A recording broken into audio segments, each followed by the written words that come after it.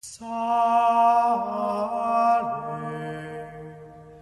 Regina, Mater misericordiae. Today we're offering a votive Mass in defense of the Church. In the Latin, it's contra paganos, against the heathens, and was often offered in times of tribulation from the heathens against Christendom. And we know that there are many persecuted Christians suffering under various forms of heathenism. In our own day, the West is threatened by the intrusion of Islamic law into our Judaic Christian society.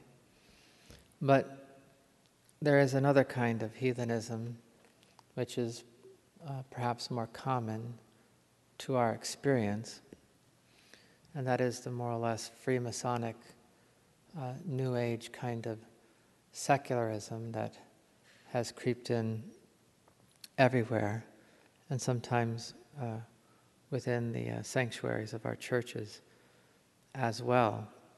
We are under attack from a kind of post-Christian heathenism, not from heathens who have never heard the gospel before, but from those who have heard it and rejected it. St. Maximilian Kolbe was familiar with this kind of heathenism. It took the form of National Socialism in his own day, and Freemasonry and communism. And he prayed with all his heart for the conversion of the enemies of the Church. And so today, as we come to the close of this year, and a year of prayer for priests, which will end on Friday with the Feast of the Sacred Heart, Solemnity of the Sacred Heart, we can reflect on the way the priesthood is in particular under attack, and most especially the Holy Father, who needs our prayers and under whom we are fighting for Christ. And we should think about how important it is to defend the Church. First of all, it's a matter of the honor of God.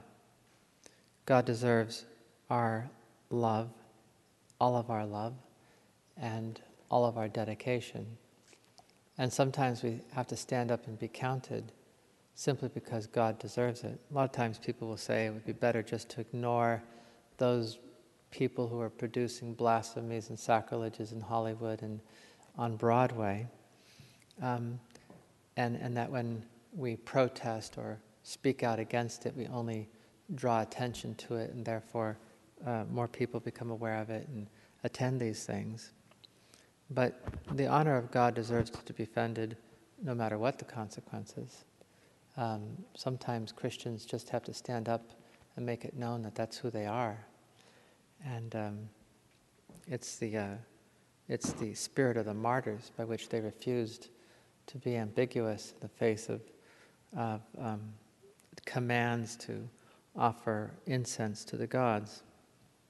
Secondly, we should defend the Church because it's in the interest of souls. A lot of times people are scandalized, but there's two sides to scandal. There are those who give the scandal, which is a sin, and then there are those who take the scandal and use the scandal as a pretext to just opt out of the moral law and the law of Christ. A lot of people are scandalized by priests. A lot of people don't go to church anymore because of one experience or another that they've had with a priest. And while it may have been a sin on the side of the priest, it's not an excuse to turn our back on God. And our Lord is the one who established the priesthood and the Church. And when people opt out of the sacraments, out of confession and the Eucharist, of course they're placing their souls in peril. A a lot of times what people are looking for is they're looking for someone to show a measure of interest. I heard that for most people, for example, who have been abused by priests, it's usually the last recourse to go, for example, to the press. A lot of times their complaints have fallen on deaf ears, and they have recourse to secular authorities or to the press because nobody's listening. Sometimes we just need to listen and talk about the mercy of God to those who have been scandalized, and remind them that even though there is that human element within the church that can very often fail us, the church ultimately is the bride of Christ and enjoys his protection, and ultimately will be defended by him. And thirdly, we ourselves benefit from our defense of the church because ultimately our Lord blesses those who stand up and stand by him. It's one of the ways that we stand at the foot of the cross with the Blessed Mother and see in the midst of the horror of the crucifixion the Immaculate Bride of Christ and our Lord's victory over sin and death. It is our way of professing our faith, of taking our own commitment to Jesus, our own interior life, and bringing it out into the public. And we will be blessed when we do that.